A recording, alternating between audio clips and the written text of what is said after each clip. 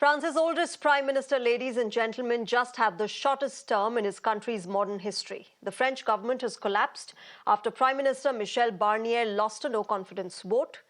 73-year-old Barnier was appointed on 5th of September 2024, and he has been forced to resign on the 4th of December 2024, a term of a mere 91 days. This, remember, makes him the first French prime minister in 6 decades to be ousted after a no-confidence vote by the far right and left lawmakers, with 331 votes in favor, surpassing the required 288. The tussle was primarily sparked by fierce opposition to his budget proposals for 2025, especially the planned £60 billion in tax hikes and spending cuts. Far-right leader Marine Le Pen and left-wing coalitions united in the National Assembly and rejected the plan, with both parties accusing Barnier of using special constitutional powers to push through parts of the budget without parliamentary approval. France, remember, is grappling with slowing economic growth, high energy costs, and falling consumer confidence. And therefore, political instability is the last thing that the country would want at the moment. Let's try and understand and get a larger perspective into what exactly is happening in France. On Global Mirror, I'm joined by Ambassador Mohan Kumar. He served in France earlier. I'm also joined by Mr. Philippe Monroe-Chevrolet, communication expert at the iconic agency. He's joining us from Paris. I'm also joined by Mr. Olivier Dalapege, French journalist, is also with us. Good evening and namaskar to all of you. Mr. Chevrolet, let me begin with you. And would it be appropriate at the moment to greet you with a bonsoir or a bonjour? Is it a good evening in Paris right now? What's the kind of sentiment? I want to understand from you what the French are thinking right now amid all of this turmoil that's going on in France.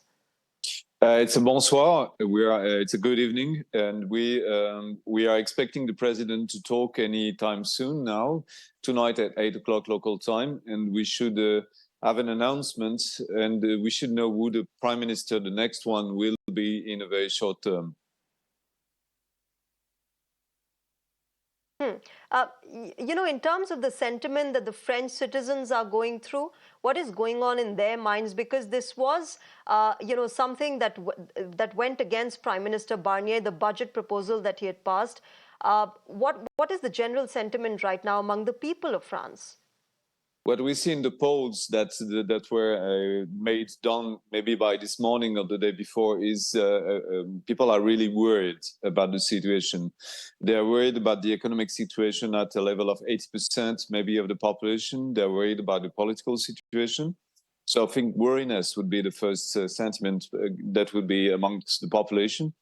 And the other things are they are angry at the president for the moment. I guess 56% are angry at the president, and they hold him responsible for what is happening, for the political instability, because he was the first one to provoke that instability by revoking the parliament a few months ago. Yes.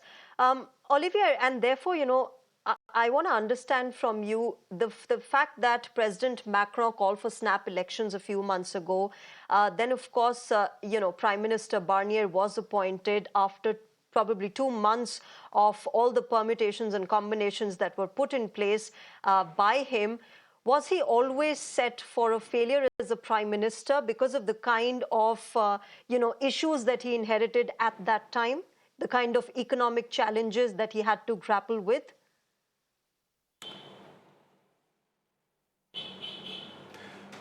From the outset, his chances of success were very, very dim. There is no majority in parliament. There are 3 blocks, the left, the center-right, and the far-right, and no single bloc can command itself a majority.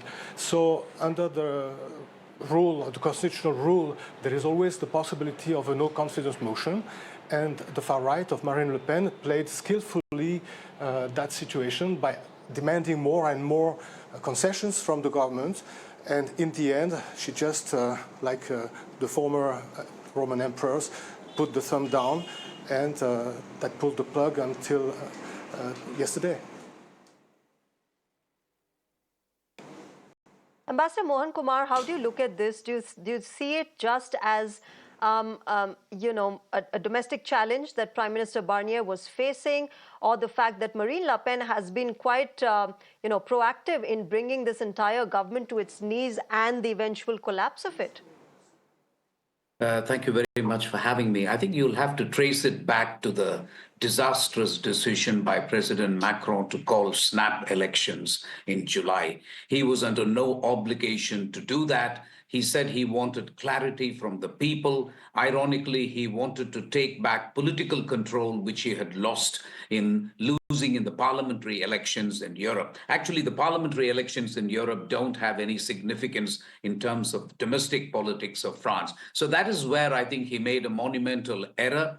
He's paying for it because since then, he has unleashed events over which he has no control. In France, the legislature now is a three-way split between the Macronists, the far right, and the far left. And there is, I think, a taboo because the far left is very, very radical. So Michel Barnier, to be fair to him, went out of his way to talk to National Rally and Marine Le Pen, taking into account some of the proposals made by her. Despite it, Marine Le Pen, as one of my co-panelists said, has been extremely skillful in de-demonizing the former National Front and National Rally. She ought to be taking the blame today for bringing the government down. But as my French panelist says, most people are angry with Macron. They are not angry with Marine Le Pen. That worries me because Marine Le Pen is not interested in a prime minister's post. She wants to be the next president of France to succeed Emmanuel Macron. Elections are not due till 2027, but if this situation continues, Macron will be under enormous pressure to resign. That, I believe, is the game Marine Le Pen is playing. She has her own problems with the European Parliament in terms of embezzlement of funds. That verdict will come in March when she may be banned from holding political office. She wants, therefore, elections now so that she can then become the president and then duck the other issues. That will be, I think, a disaster for the country because the country, I think, does not want a far-right government at this point. Last point I will make, Shreya, is this. I think France has been living far beyond its means for several years now. The EU has prescribed a 3% fiscal deficit. Now, France's fiscal deficit as a proportion of GDP approaches 6%. Barnier, I think, made a good faith effort to have some spending cuts and tax increases. France cannot go on like this, living beyond its means. It has to tighten its belt at some point. So I don't think Macron was wrong in actually prescribing austerity, but the problem is the people don't want it. So that is where we are with regard to the French domestic scene. Yeah, yeah. Very interestingly explained, Ambassador Kumar. And I want to go and go to Philippe Chevrolet on this. Philippe Chevrolet, the contentious issue here was the budget 2025 that was passed by Prime Minister Barnier. Marine Le Pen is saying, you know what, we will coordinate with you, we'll cooperate with you as far as you agree with my fiscal policies.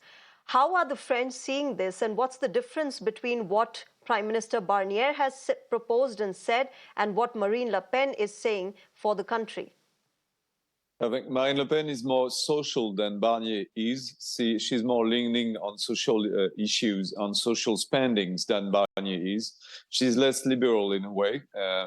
So the main discussions were about, giving some money back to the people that needed it in order, to please the the voters of Marine Le Pen. And Barnier didn't want to go too far in that direction because he had the feeling that it was a non-ending request and that he wouldn't be able to pass a budget that will be satisfactory, for the big financial agencies, for the EU, for the bankers, for the banking system. So he had this, he was taken between two different goals. One goal would be to have a sound budget, and the other goal would be to please Marine Le Pen. And clearly, this was not something that he could achieve. He couldn't satisfy both goals at the same time. And also, Marine Le Pen, as has been said, is trying to be the next president. She might very well not be authorized to be a candidate because of legal issues, as you pointed. So she's really in a dire moment when she needs to do something in order to get out of the trap she put herself into. And there is another factor, which is we have a younger candidate on the far right, Jordan Bardella, much younger than she is, and is being backed by a lot of big industries, people that want him and not her to be the next right-wing candidate. So she's under terrible pressure, and she thought maybe that, ousting Barnier would be the best move for her personally, if not for the country, of course.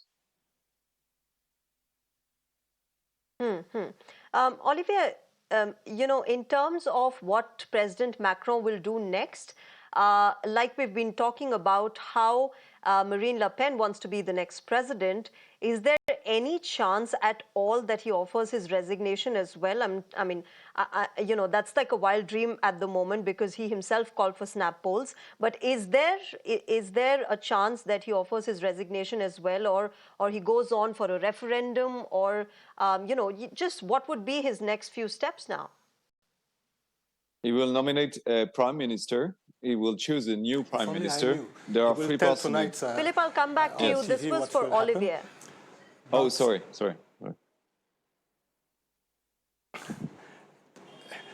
Tonight he will speak on TV, Olivier. So maybe he will give a glimpse of what he really thinks. Yeah, but he doesn't have many options. He adamantly said he will not resign. That being said, he cannot dissolve until next June, and there is no guarantee that any government he's going to appoint will last more than a few weeks or a few months, like the Michel Barnier's government. So in the end, the pressure might be so strong that he has no other chance but resign. That being said, he may pull a rabbit out of his hat and tonight announce a referendum or something else. We don't know yet.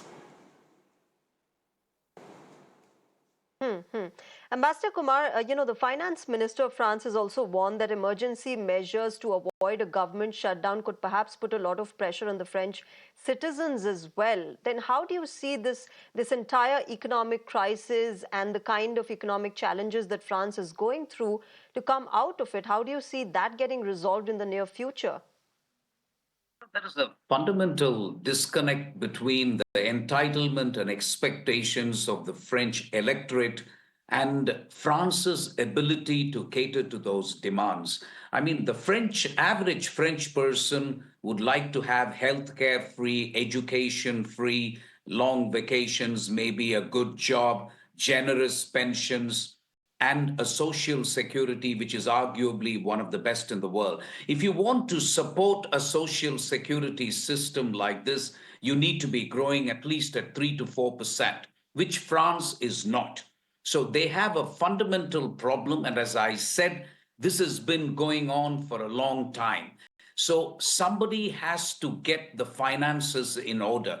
Now, your question as to what will happen is that if there is no government which can pass this budget, the president can assume emergency powers under the Constitution.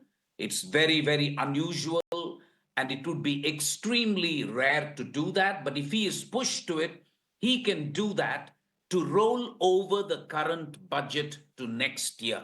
That is the maximum that can happen so that we avoid a shutdown scenario that we have in the United States. In that sense, the French situation is slightly better. They don't have to suffer a shutdown. But as one of my co-panelists said, if another prime minister or two has been forced to actually resign, then I think Macron comes under tremendous pressure to resign. For the time being, he has said clearly he is not resigning. He has got a mandate till 2027. The problem, Shreya, has been that it is a semi-presidential form of government, and it works well when the president is strong and the president's party enjoys a majority in the parliament. Yeah. The moment you have a president who is weak and his party does not have a majority in the parliament, then the French system comes under tremendous pressure.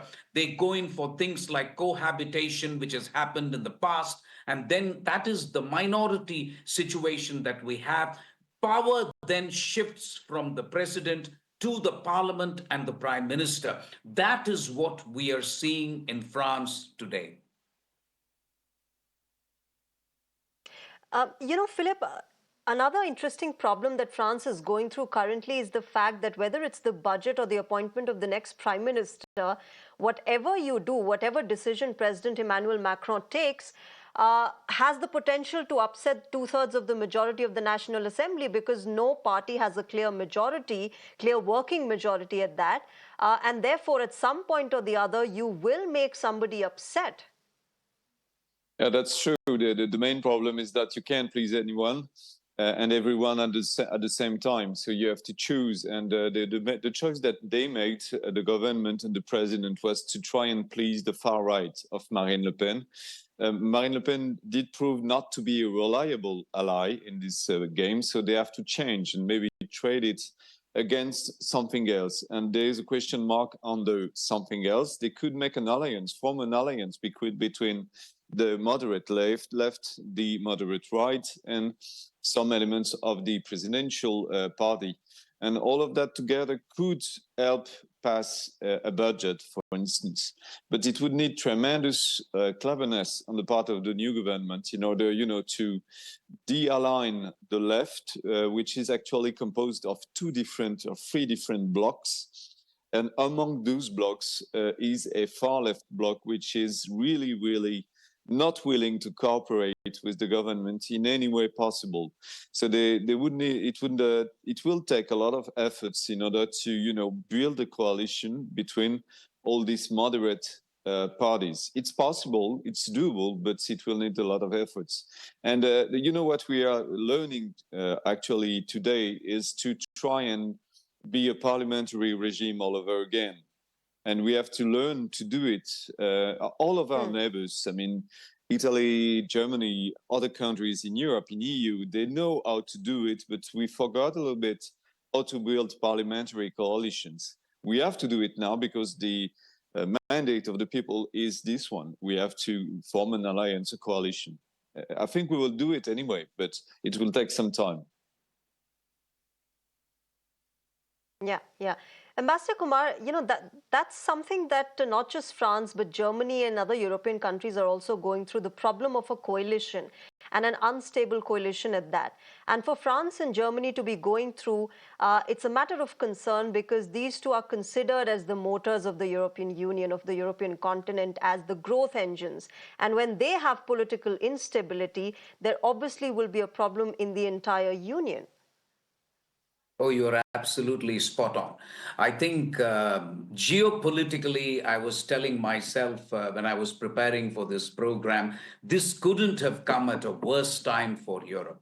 You have a problem in Germany, and then now you have a problem in France. As you rightly said, it's called the Franco-German motor in European Union. Without France and Germany, nothing gets done actually, or very little gets done.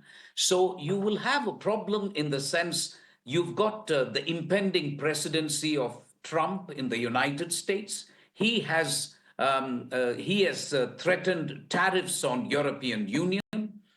China has issues of its own with Europe in terms of electric vehicles and tariffs. And at this time, to have a problem in both France and Germany would cripple the European Union significantly. And I frankly think that the EU may be absent from the geopolitical stage. Now, that is not good news for EU, and I would argue it's not good news for countries like India, because we need the European Union to be an independent pole. I don't want the US and China to be the only poles making decisions on the global stage. We need European Union to play a significant role. But with this kind of a crisis in Germany and France, you're absolutely right. It cripples the EU significantly on the global stage. And therefore, Ambassador Kumar, can I then ask you, will Europe's problem become the world's problem, at least in this context? Not yet, frankly, but you're right, it could. Not yet, because there is no, interestingly, French stocks rose marginally after this crisis, which is unbelievable. And there is no contagion in sight. The financial contagion that we saw when we talked about the pigs, you remember the pigs, which is Portugal, Italy, Greece, and Spain, when they had the financial crisis. Now we have it in France and Germany. So not yet, but one thing is clear. I think the majority or the major portion of global growth has to come now from the US, China, and India. It will be unreasonable to expect that EU will contribute the bulk of global economic growth in the future. Okay. My last question to you, Olivier, then. If you had to pick one name that President Macron might pick as the new Prime Minister of France, who would that be?